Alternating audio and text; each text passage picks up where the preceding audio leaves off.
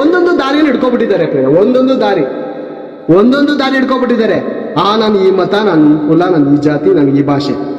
ಒಬ್ಬನಿಗೆ ಹೆಣ್ಣಿಂದ ಕಳಿಸ್ಬಿಟ್ಟು ಅವನ ಆಯುಷ್ಯ ಇಲ್ಲ, ಆ ಹೆಣ್ಣಿನಿಂದನೇ ಓಡಾಡ್ಬೇಕು. ಒಬ್ಬನಿಗೆ ಹೀರೋ ಅಭಿಮಾನಿ ಆಗ್ಬಿಟ್ಟಿರ್ತಾನೆ ಬೇರೆ. ಹೀರೋ ಅಭಿಮಾನಿ ಆಗ್ಬಿಟ್ರೆ ಸಾಯೋವರೆಗೂ ಜೀವನದ ಬಗ್ಗೆ ಚಿಂತೆ ಇಲ್ಲ, ತಾಯಿ ತಂದೆ ಬಗ್ಗೆ ಚಿಂತೆ ಇಲ್ಲ, ಇವ್ರನ್ನ ಹೆತ್ತಿರುವಂತ ದೇವ್ರ ಬಗ್ಗೆ ಅಂತೂ ಚಿಂತೆನೇ ಇಲ್ಲ ಬೇರೆ.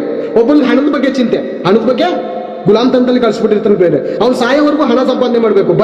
ಬಡವ ಯೋಚನೆ ಮಾಡ್ತಾನೆ, ಕಾರಲ್ಲಿ ಓಡಾಡೋನ್ಗೆ ಅವ್ನು ನೋಡ್ಬಿಟ್ಟು ನಾನು ಇವನ್ ತರ ಯಾವಾಗಾಗೋದು, ಇವನ್ ಆಯ್ಸಲ್ಲ, ಅದಕ್ಕೋಸ್ಕರ ಹೋಗು ದುಡಿ ದುಡಿ ದುಡಿ ದುಡಿ ದುಡಿ ದುಡಿ ದುಡಿ ದುಡಿ ದುಡಿ ದುಡಿ ದುಡಿ ಸತ್ತೋಗು. ಒಂದಿವ್ಸ ನರಕಾಗ್ನಿಗೆ ಹೋಗು, ಒಂದಿವ್ಸ ನರಕಾಗ್ನಿಗೆ ಹೋಗು.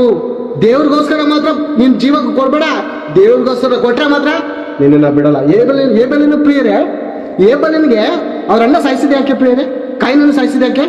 ಅಪ್ಪ ಅಮ್ಮನಿಗೆ ಗೌರವ ಕೊಡ್ಲಿಲ್ಲ ಅಂತನ, ನನ್ಗೆ ಅಣ್ಣ ಅಂತ ಕರ್ದಿಲ್ಲ ಅಂತನ? ಅದಕ್ಕಲ್ಲ ಪ್ರಿಯರೇ, ದೇವರಿಗೆ ಒಳ್ಳೆ ಫಲ ಕೊಟ್ಟದರಿಂದ ಕೊಂದ. ಹೌದು ಪ್ರಿಯರೇ.